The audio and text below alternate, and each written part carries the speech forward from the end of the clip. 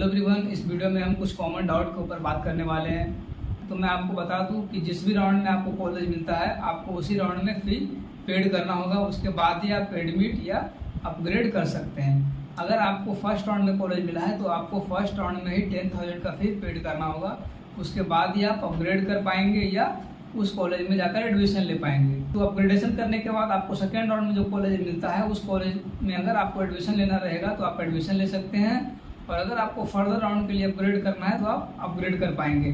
उस समय आपको कोई भी फी पेड नहीं करना होगा। साथ ही साथ आप फर्स्ट राउंड में अपग्रेड करेंगे तो आपको फिजिकल वेरिफिकेशन नहीं करवाना होगा उस यूनिवर्सिटी में जाकर।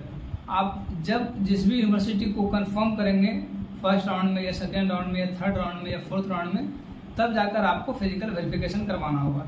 जैसे कोई कैंडिडेट है जिनको फर्स्ट राउंड में IRI दिल्ली मिला है तो वो जाकर आप उसमें एडमिशन लेना चाहते हैं, तब कॉलेज को एडमिट करेंगे और अपना फिजिकल वेरिफिकेशन करवाएंगे और उनका काउंसलिंग यहीं पे खत्म हो जाता है। वहीं दूसरा कैंडिडेट है जिनको कोई और कॉलेज मिला है वो अपग्रेड कर दे रहे हैं। तो अपग्रेड कर दे रहे हैं तो आपको सिर्फ जो डॉक्यूमेंट आपने अपलोड करा है बस वही आपको ऑनलाइन वेरिफिकेशन होगा। उसके बाद आप फर्दर राउंड के लिए चले जाएंगे। आप कोई भी डॉक्यूमेंट आपको फिजिकल वेरिफिकेशन नहीं करवाना है जाकर। आप जिस भी राउंड में जिस भी कॉलेज को एडमिट करेंगे यानी कि उसमें आपको एडमिशन लेना रहेगा, तब जाकर आपको उस यूनिवर्सिटी में फिजिकल वेरिफिकेशन करवाना होगा। दूसरी बात कर लेते हैं कि जो आप 10,000 का फी पेड करते हैं सीट एक्सेप्टेंस फी के तौर पे, वो आपका फी कॉलेज फी के साथ अटैच हो जाएगा। यानी कि जिस भी यूनिवर्सिटी का जो फी है, जैसे कि कोई यूनिवर्सिटी है जिसका फी है 21,000 रुपया, तो आपने 10,000 रुपया अभी पेड कर दिया, तो जब आप अपना एडमिशन लेने जाएंगे उस कॉलेज में तो उस समय आपको सिर्फ 11,000 रुपया पेड करना होगा। दूसरी बात करते हैं कि जो भी कॉलेज आपको फर्स्ट राउंड में अलॉट हुआ है, अगर आप अपग्रेड कर देते हैं तो वो कॉलेज आपके हाथ से चला जाएगा।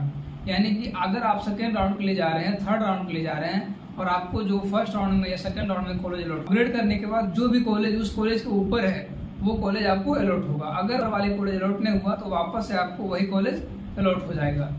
और अगर आप चाहेंगे कि हमें वापस से जो फर्स्ट राउंड में कॉलेज अलॉट हुआ है उसी में हमें एडमिशन लेना है तो वो पॉसिबल नहीं है। तो सीट किसी और कैंडिडेट को दे दिया गया है तो आप वापस से फर्स्ट राउंड वाले कॉलेज में एडमिशन नहीं ले सकते हैं। मेन कैंपस और सब कैंपस के बारे में, तो मेन कैंपस में अगर आप गर्ल्स हैं तो आपका 99% चांस है कि आपका एडमिशन सिर्फ मेन कैंपस में ही होगा, आपको सब कैंपस नहीं दिया जाएगा। अगर आप फोर्थ राउंड तक जाकर एडमिशन लेते हैं तो आपको सब कैंपस वही दिया जाएगा जो मेन सिटी के नियर बाई होगा। अगर आप बॉयज हैं तो अगर आप फर्स्ट राउंड या सेकेंड राउंड तक जाकर एडमिशन लेते हैं तो चांसेस है कि आपको मेन कैंपस मिले। क्योंकि अगर आप फोर्थ राउंड में जाएंगे और किसी यूनिवर्सिटी, अगर कोई यूनिवर्सिटी में 10 सीटें हैं जिसमें 5 सीटें हैं मेन कैंपस में, 5 सीटें हैं सब कैंपस में, और कोई कैंडिडेट है जो फोर्थ राउंड में जाकर एडमिशन लेता है उस कॉलेज में, डेफिनेटली आपको सब कैंपस ही अलॉट होगा। क्योंकि फर्स्ट राउंड से लेकर मेन कैंपस वाले सीट में एडमिशन फुल हो चुका होगा, क्योंकि बहुत सारे स्टूडेंट उस कॉलेज को एडमिट करके उसमें एडमिशन ले चुके होंगे। तो आप जितना डिले करके जाकर एडमिशन करवाएंगे उतना ज़्यादा चांसेस है कि आपको सब कैंपस मिलेगा। तो आप बेटर कॉलेज के चक्कर में हमेशा अपग्रेड ना करें, जिससे ये होगा कि आपका बेटर कॉलेज मिलेगा लेकिन उसका सब कैंपस मिल जाएगा। तो आप ये बात को ध्यान में रखें। करते हैं डॉक्यूमेंट के रिगार्डिंग कि अगर आपका डॉक्यूमेंट हिंदी में है तो मैक्सिमम चांस है कि आपका डॉक्यूमेंट रिजेक्ट हो जाए, अगर वो साउथ वाली यूनिवर्सिटी आपको अलॉट हुई होगी तब। अगर आपके पास हिंदी फॉर्मेट में डॉक्यूमेंट है तो आप उसे इंग्लिश में भी बनवा सकते हैं, इंग्लिश में ट्रांसलेट करके बनवा ले। अगर आपके पास फॉर्मेट नहीं है तो आप हमसे व्हाट्सएप के थ्रू कांटेक्ट करेंगे, लिंक आपको डिस्क्रिप्शन बॉक्स में मिल जाएगा। वहीं अगर आपके पास सेंट्रल लेवल का SC ST EWS OBC NCL का सर्टिफिकेट नहीं है तो आप सेंट्रल लेवल का सर्टिफिकेट बनवाकर अपलोड करें।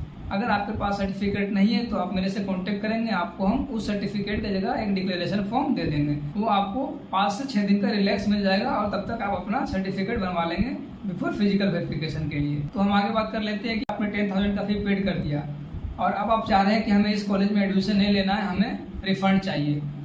तो 10,000 जो आपने फी पेड करा है उसमें से 1,000 जो है वो ICR डिडक्ट कर लेगी काउंसलिंग चार्ज के रूप में, बाकी 9,000 आपका रिफंड। और रिफंड होने का जो प्रोसेस है वो फोर्थ राउंड के बाद होगा। यानी कि फोर्थ राउंड के बाद आपके पास एक ऑप्शन आ जाएगा सीट विड्रॉवल का, फॉर्म को आप फिलअप करेंगे, उसके बाद आपका विड्रॉवल प्रोसेस शुरू होगा और मिनिमम 9 से 10 मंथ ले लेगा रिफंड होने में।